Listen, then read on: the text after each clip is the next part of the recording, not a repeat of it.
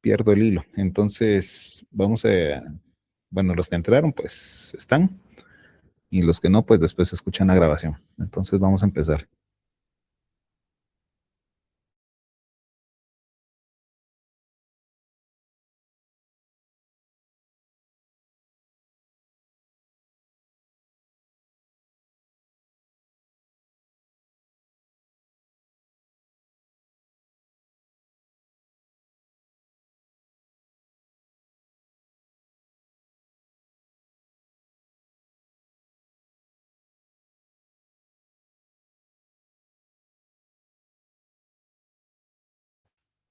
Bueno, buenos días.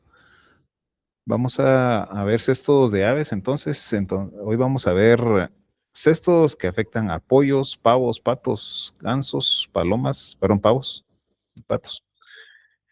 Y tiene más o menos estas formas que ven acá, ¿verdad? Entonces, vamos a empezar entonces con el orden Dabaneide. Entonces, acá tenemos a la familia Dabaineidae. Y entre estos tenemos a Dabainea proglotina, es el primero que vamos a ver hoy, ¿verdad? Entonces, estos son céstodos que se encuentran en el intestino delgado de aves, ¿verdad? Principalmente gallináceas y palomas, ¿verdad? Tienen una distribución cosmopolita, es decir, están en todo el mundo.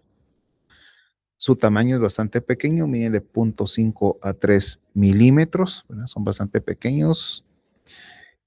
Tienen 4 o 9 proglótidos, hasta en eso son pequeños en su extensión, ¿verdad? Entonces, generalmente vamos a ver que poseen un proglótido inmaduro, un proglótido maduro y varios grávidos. Los proglótidos grávidos van a tener en ese interior una gran cantidad de huevecillos, como se mira acá en el esquema, ¿verdad? Y otra característica morfológica de estos individuos es que poseen tanto el rostelo, que se recuerdan que es la parte anterior, que posee ganchos, o sea, tienen ganchos en el rostelo, ¿verdad? Y aparte también tienen ventosas, pero las ventosas también están armadas, es decir, también poseen ganchos. Entonces, estos están bien sujetos, ¿verdad? Estos sí saben de adherirse a la mucosa intestinal. Entonces, se adhieren con ganchos, tanto con el rostelo como con las ventosas, ¿verdad? Más o menos hay una cantidad entre 80 a 90 ganchos en el rostelo, ¿verdad? Para que tengan una idea de la gran cantidad de ganchos que se pueden observar acá. Y los huevos están contenidos en cápsulas ovígeras. Entonces, se recuerdan cuando hablábamos en la primera clase, ¿verdad? Que las cápsulas ovígeras son los úteros del cesto, ¿verdad? Que ya se degradaron en este caso, los órganos reproductores, ¿verdad? Y los úteros son los que van a estar envolviendo a los huevos y esos corresponden a las cápsulas ovígeras. Y los huevecillos que están dentro de esas cápsulas ovígeras tienen un tamaño aproximado de 28 a 40 micrómetros, son bastante pequeños. Entonces, el ciclo biológico de estos céstodos utiliza como hospederos intermediarios a moluscos gasterópodos. ¿Quiénes son los moluscos gasterópodos? Le hace babosas y caracoles, ¿verdad? Babosas, como esta que está acá, que es del género Limax. Arión, que es esta que se ve acá, ¿verdad? Estas que son más bonitas y vistosas, que son del género Copea.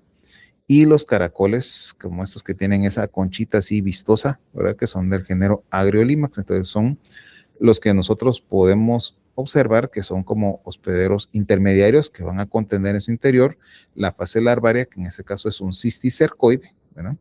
Y este se va a desarrollar dentro de esos moluscos en un tiempo aproximado de 3 semanas. Acá podemos ver el esquema de cómo es el ciclo evolutivo. Entonces, ¿qué sucede? Pues los huevecillos, ¿verdad? Salen en las heces de las aves. Entonces, esas heces son utilizadas como alimento por estos moluscos gasterópodos. Ellos se alimentan de las heces y junto con las heces, pues ingieren los huevos. Y entonces, cuando ingieren los huevos, entonces dentro de ellos, ¿verdad? El huevo eclosiona, ¿verdad? Y va a formar esa fase larvaria que es el cisticercoide. Entonces, el cisticercoide se desarrolla dentro de la babosa o el caracol, tiene esta forma que se ve acá, ¿verdad? Está envuelto en una cápsula, ¿verdad? Y cuando las aves se comen a las babosas o a los caracoles, ellas buscan comida y cualquier cosa que se mueva es comida para ellas. Entonces ingieren esos moluscos y en ese momento es que ellas se infectan. Entonces, con esa fase, el cisticercoide, este pasa al intestino de las aves y entonces ya se desarrolla el cesto adulto, ¿verdad? El cisticercoide se libera, ¿verdad? Entonces se adhiere con sus ventosas y sus ganchos a la mucosa intestinal y empieza a crecer nuevamente, se empieza a desarrollar un cesto adulto. Entonces, todo ese es el ciclo de estos cestos. Entonces, el periodo prepatente es de aproximadamente 14 días, ¿verdad? Desde el momento que ingieren, en este caso, el molusco, ¿verdad?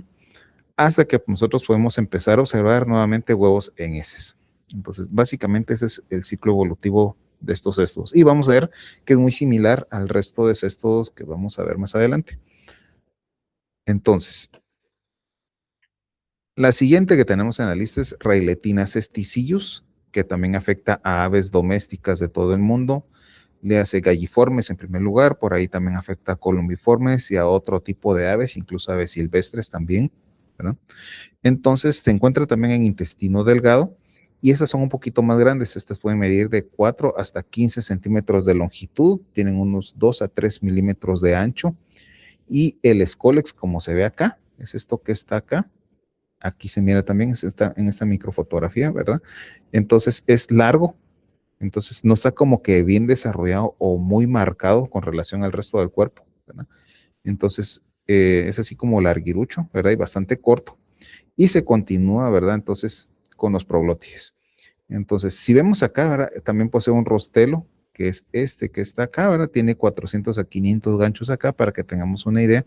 No le voy a preguntar el número de ganchos, pero es para que tengan una idea de cuánta es la cantidad de estructuras que tienen para irse, que son estos como dientecillos, ¿verdad? Que se encuentran acá. Y las ventosas, en este caso, a diferencia del anterior, no poseen ganchos. Estas están desarmadas. Una característica que hay que diferenciar a la hora de ver los proglótides y que nos sirve para identificar estos cestos es que los poros genitales son alternos. ¿Qué significa? Que en uno de los proglótides, digamos, el poro genital va a ir hacia la izquierda, en el siguiente va a ir a la derecha, en el siguiente va a ir a la izquierda, en el siguiente a la derecha y así consecutivamente a lo largo de todo el cesto, ¿verdad? Por eso se dice que son alternos, ¿verdad? Van uno a la derecha, izquierda, llevan ese patrón. Los huevos igual bastante pequeños, ¿verdad? 75-80 micrómetros de diámetro, también contenidos en cápsulas ovígeras, a veces individuales, así como se ve este huevecillo. Entonces, esto que lo está envolviendo, ¿verdad? Es la cápsula ovígera. Entonces, a veces se miran así en forma individual.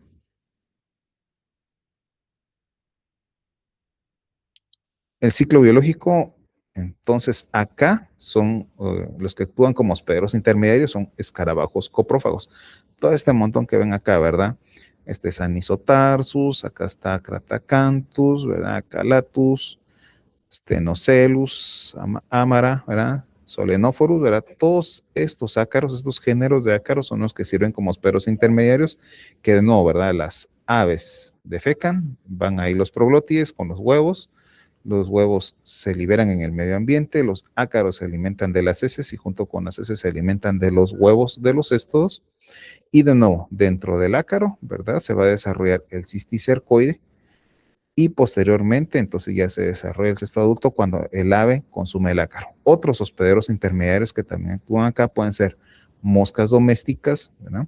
Y dentro de ellas también se va a desarrollar el cisticercoide. De nuevo, el ave va a consumir, como les menciono, ya sea el ácaro, perdón, el escarabajo, o bien la mosca, ¿verdad? Entonces estos son escarabajos. Entonces, ya sea que consuma el ácaro, el escarabajo o la mosca, ¿verdad? Dentro de ellos va a estar el cisticercoide, van a ingresar al intestino y entonces ya se libera el cisticercoide y se forma el cestodo adulto. Entonces el periodo prepatente en este caso es de 20 días. Otro que tenemos acá es Railetina tetragona, que esta ya se encuentra en la porción posterior del intestino delgado a nivel de ileo y parasita también aves domesticadas galliformes, columbiformes, etcétera. Entonces también son cosmopolitos, están en todo el mundo. Estas miden aproximadamente unos 25 centímetros de longitud dentro del intestino, entonces son bastante notorias y bastante grandes cuando ustedes cuando trabajen los tractos de ave, van a raspar la mucosa intestinal y van a empezar a observar y se van a dar cuenta que hay algunas estructuras, ¿verdad? O algunos especímenes que son de los más largos, en el caso de estos, que corresponden a esto, ¿verdad? Y es una forma fácil de identificarlos por la longitud que tienen dentro del intestino, ¿verdad? Entonces, Igual, ¿verdad? Poseen un rostelo armado, en este caso poseen una o dos coronas de ganchos dentro de ese rostelo que está acá, es esta estructura que está aquí arriba. Y igual, ¿verdad? Poseen ventosas que también están armadas, que también poseen cada una entre 8 a 10 coronas de ganchos acá entre esta cosita. Y poseen poros genitales unilaterales. A diferencia del anterior, que eran alternos, estos todos están ubicados del mismo lado. Generalmente pueden estar todos del lado izquierdo, todos del lado derecho. Es decir, pues eso se llama unilaterales, todos del mismo lado, ¿verdad? Igual los huevos están contenidos en cápsulas ovígeras. En este caso, cada cápsula ovígera, así como esta que se ve acá, contiene en su interior de 6 a 12 huevos. El ciclo biológico, ¿verdad? De nuevo, acá hospederos intermediarios pueden ser hormigas, así como esta que está acá, las hormiguitas negras que andan por ahí, ¿verdad? Que son del género Tetramodium, otras del género Pheidole, son los principales hospederos intermediarios, igual que moscas domésticas, y dentro de ellos, de nuevo, se va a desarrollar el cisticercoide. De nuevo, forma de infección de esos hospederos intermediarios, las aves, de nuevo, eliminan los huevos en las heces, ellos se alimentan de las heces y junto con las heces se alimentan de los huevecillos de estos céstodos y dentro de ellos se va a desarrollar el cisticercoide. De nuevo, el ave depreda o consume esas moscas o esas hormigas, ¿verdad? Y entonces de esa manera se infecta y de nuevo el cesto adulto se desarrolla en su intestino. Y el periodo prepatente acá puede ser muy variable, que va desde 13 días hasta 3 semanas. Entonces, preguntas, ¿tienen dudas?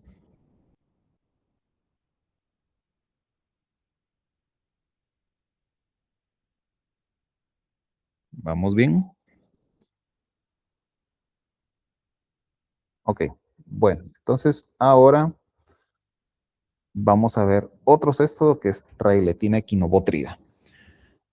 Esta también es el intestino delgado de, en este caso, de gallinas y también afecta a pavos. Es un poco más específica, también está en todo el mundo, ¿verdad? Es cosmopolita.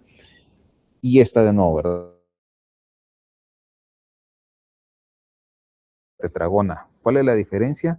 La forma que tienen en las ventosas. Entonces, en este caso, ¿verdad? Las ventosas son redondeadas, el anterior tenía ventosas ovaladas.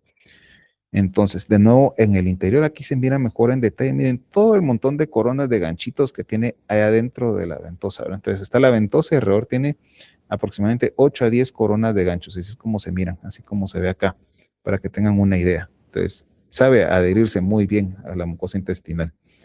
Esta también posee poros genitales, pero esta puede ser unilaterales. En algunos casos están todos del mismo lado o en algunos especímenes pueden ser alternos. Entonces aquí pueden variar. De nuevo, los huevos contenidos en cápsulas ovígeras de 8 a 12, tal como lo anterior. Ciclo biológico, acá actúan como hospederos intermediarios de nuevo hormigas, Tetramorum y Pheidole, ¿verdad? Y de nuevo, ¿verdad? En ellas se desarrolla el cisticercoide y el ave se infecta de nuevo por consumo de las hormigas. Periodo prepatente aproximadamente 20 días. Bueno, ahora pasamos a otro orden, que son los dilepídidos. Entonces, acá tenemos amebotenia sphenoides, que también la pueden encontrar como amebotenia cuneata. Son sinónimos, ¿verdad? Entonces, cuando los busquen en libros o de repente por ahí, cuando toque hacer ensayos, de repente hablamos de estos especímenes. Entonces, cuando lo busquen, van a encontrarlo como cuneata o sphenoides. Al final es lo mismo, se refieren al mismo espécimen, ¿verdad? Entonces, estas se encuentran en el intestino delgado de gallinas domésticas, también están en todo el mundo, son bastante pequeñas, 4 milímetros de longitud por 1 milímetro de ancho en su parte más caudal, ¿verdad? Donde están los prolótides grávidos. Observen que la parte anterior es mucho más angosta y conforme se va yendo hacia caudal o se va extendiendo, se va ensanchando. Entonces tienen una forma así como triangular. Entonces, el rostelo es esto que se ve acá, es bastante pequeño comparado con los primeros proglótides y también está armado. Entonces aquí arribita hay de 12 a 14 ganchos, ¿verdad?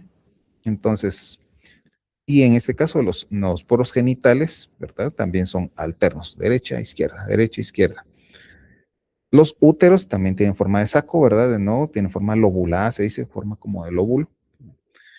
Y dentro de ellos van a estar los huevecillos, ¿verdad? Aproximadamente un espécimen de estos va a tener un total de 20 proglótides formándolo, ¿verdad? Y pues, el último proglótide es el que se va separando, va soltándose, que es el que va a contener en su interior los huevecillos. En caso de los machos, el aparato reproductor tiene aproximadamente 12 a 15 testículos. Bueno, esos son datos extra, que eso se los doy como referencia, ¿verdad? Entonces, y los huevos no poseen cápsula, ¿verdad? Son los huevos, así como este que es un proglotide grávido, van a observar que en su interior están los huevos libres y no están, digamos, envueltos en cápsulas ovígeras. Ciclo biológico, en este caso ya cambiamos de hospedero, acá ya nos vamos a las lombrices de tierra, es que tenemos en el jardín, ¿verdad? Que esta que es la más común, que es la que observamos nosotros, que es la Eisenia fétida, ¿verdad? Hay otras lombrices de los géneros Feretina, como esta que está acá, ¿verdad? Estas son las Ocnerodrilus, estas como negritas, y estas que son las alobóforas. Entonces, cualquiera de ellas, ¿verdad? Funciona como hospedero intermediario y dentro de ellas igual se va a formar un cisticercoide y el tiempo en que se desarrolla dentro de la lombriz el cisticercoide para ser infectivo para el ave es de 14 días. Entonces, de nuevo, ¿verdad? Ciclo similar a los anteriores, las lombrices se alimentan de las heces y junto con las heces van los huevos. Entonces se alimentan de los huevecillos, en ellas se desarrolla el cisticercoide y el ave va a consumir la lombriz y se va a infectar con el cisticercoide que va a desarrollar el cesto adulto en intestino delgado. Periodo prepatente aproximadamente 4 semanas. Luego tenemos a los dipilídeos, ¿verdad? Y acá tenemos a Coanotenia infundibulum. Entonces, miren la forma acá de los proglótides, tienen una forma como campaniforme, ¿verdad? Tienen una forma triangular.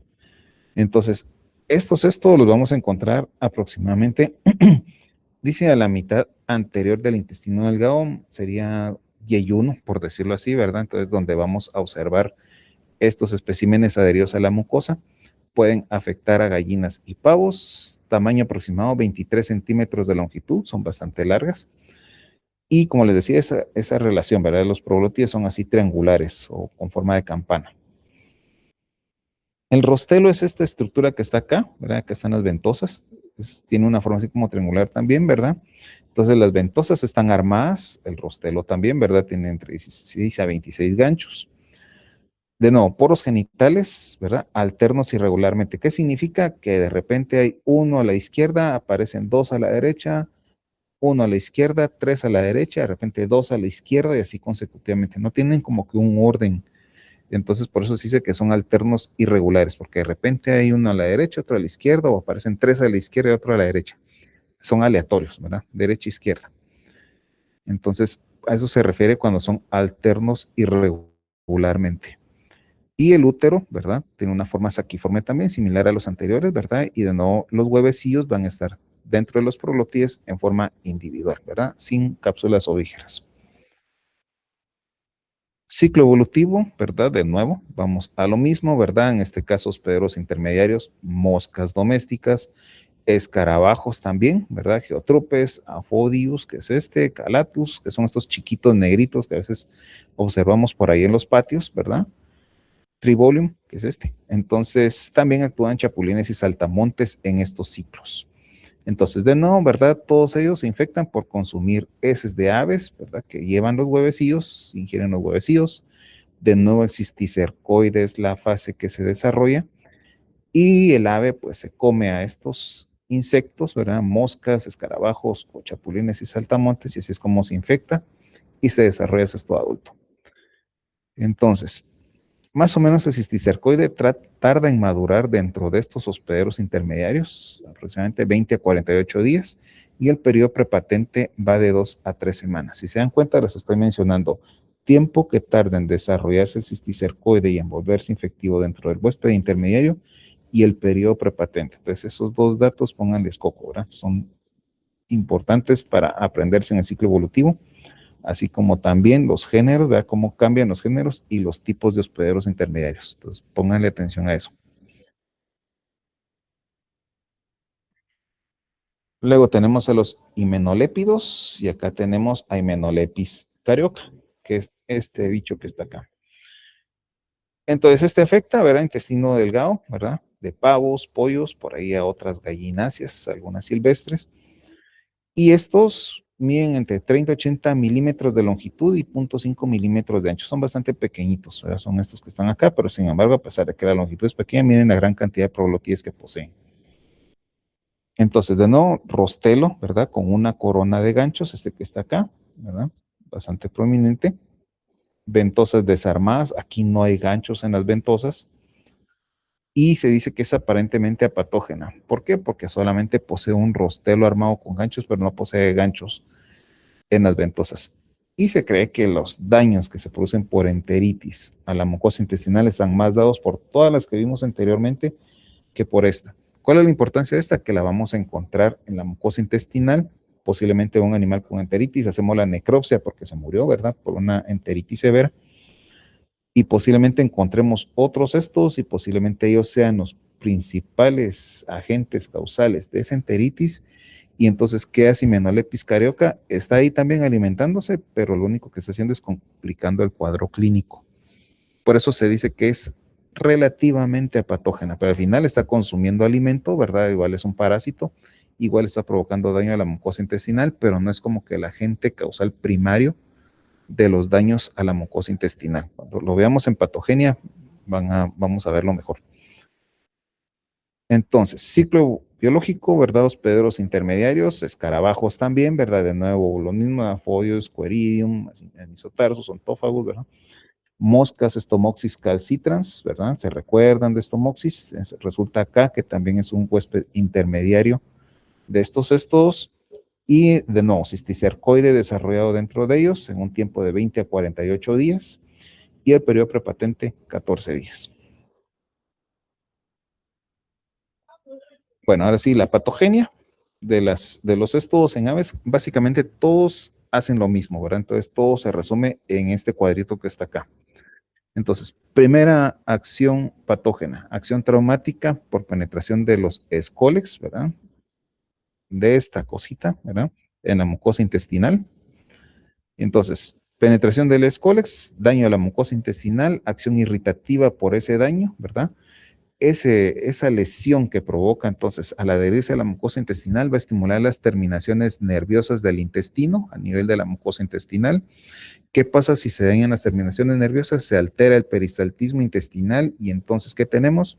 Aumento del peristaltismo, por lo tanto, diarrea, ¿verdad? Entonces, ese es el primer signo, la presencia de diarreas. Luego se va complicando, acción exfoliatriz, es decir, se alimentan. Hipovitaminosis B1, es decir, se alimentan de sangre. Entonces, empiezan a alimentarse de sangre, hay pérdida de nutrientes, específicamente en aves, lo que más afecta es la vitamina B1, ¿verdad? La absorción de vitamina B1, ¿verdad? Y entonces ya tenemos dos acciones. Hay diarrea, hay pérdida de nutrientes, hay hipovitaminosis principalmente.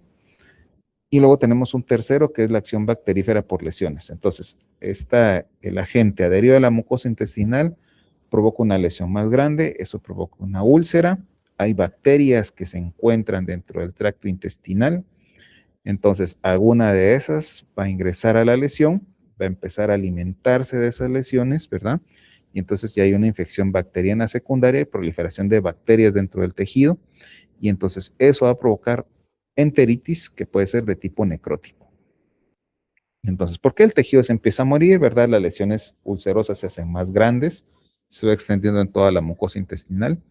Y entonces ya tenemos tres consecuencias patógenas. Presencia de diarreas, presencia de hipovitaminosis, porque ya no hay absorción de nutrientes, enteritis que se vuelven necróticas cuando hay infecciones bacterianas y el tejido empieza a morirse. Y resulta que si hay aves que, por ejemplo, se infectan con agentes inmunosupresores como Newcastle, ¿verdad? Entonces, todo esto se extiende más, no porque se produzca un daño mayor, sino que en este caso hay mayor cantidad de agentes parasitarios presentes porque el animal está inmunosupreso, ¿verdad? Y entonces aumenta la carga parasitaria y eso provoca mayor cantidad de lesiones y efectos de esas lesiones, ¿verdad? Sobre la mucosa intestinal. Entonces, se menciona mucho en Newcastle porque es una enfermedad inmunosupresora y es un virus bastante común en las aves.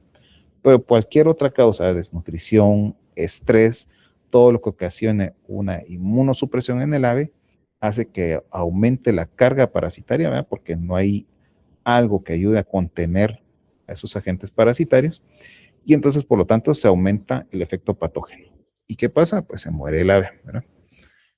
Y entonces observamos estas lesiones, ¿verdad? Enteritis de tipo catarral, si la lesión es pequeña y no hay muchos agentes involucrados, ¿verdad? O puede ser de tipo necrótico cuando ya el problema ya es complejo y ya se vuelve crónico. Y eso se da en la enteritis traumática, ¿verdad? Que puede ser aguda, ¿verdad? Que empieza con un pequeño foco de congestión, ¿verdad? Acúmulo de sangre por acá, ¿verdad? En el tejido, que se traduce en hemorragias. Entonces se observa a nivel duodenal principalmente. Y con el tiempo, pues, se van necrosando todas esas lesiones, ¿verdad? Nódulos inflamatorios, sobre todo se observan en pollos y faisanes a nivel de la mucosa intestinal. Y como aquí ese tejido ya está dañado y no hay ingreso de nutrientes, ¿verdad? Ya no hay buena absorción de nutrientes, entonces el ave tiene entonces, falta de desarrollo. Y eso se traduce en enflaquecimiento, presencia de anemia, caquexia, aves que empiezan a deprimirse, ya no consumen alimento y finalmente mueren, ¿verdad? Y sobre todo se observa en aves jóvenes, que es donde el sistema inmune no está muy desarrollado y es donde hay mayores cargas parasitarias. Signos clínicos, baja condición corporal, ¿verdad? A veces que se les empieza a caer el plumaje, que están delgadas, que están anémicas, ¿verdad? Como este pobre que está acá. Retardo en el crecimiento, ¿verdad? Diarreas hemorrágicas que se observan en la cama, ¿verdad? Baja postura, así como esta ave que se observa anémica también, ¿verdad? Con una diarrea hemorrágica. Estas aves no tienen ni paredes, entonces menos van a poder desarrollar huevos, entonces disminuye la postura o se empieza a espaciar la postura. Entonces son como que de los signos más evidentes que podemos ver en animales afectados por estos agentes.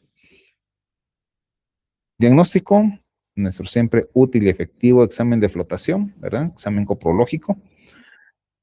Necropsia si se murió el ave o tenemos que agarrar un ave del galpón para ver cuál es el problema que está afectando a todas. Entonces tomamos una de las aves, la sacrificamos, hacemos la necropsia, ¿verdad?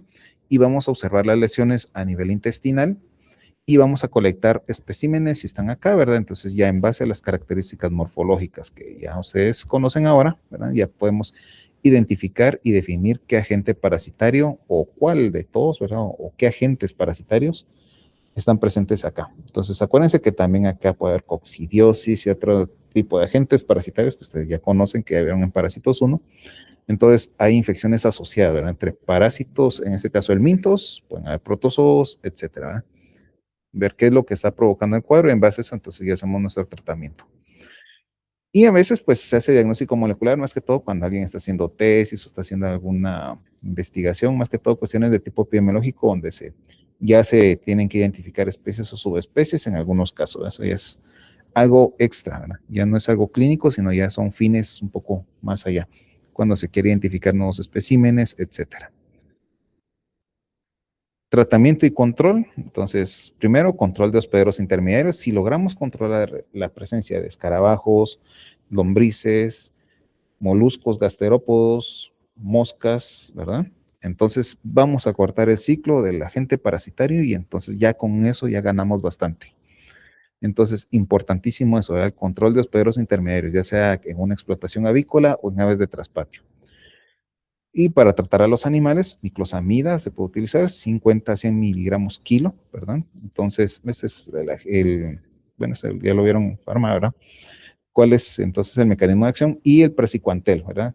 Se puede usar 10 miligramos kilo como dosis aplicado ya sea en alimento, ¿verdad? Dependiendo cómo sea la presentación o en agua. Y bueno, eso es lo que teníamos para hoy. No sé si tienen alguna duda.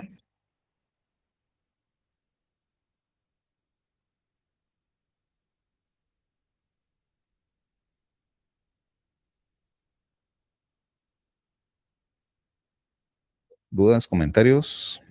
Sí me estaban escuchando, ¿verdad? Sí, doctor. Ah, bueno.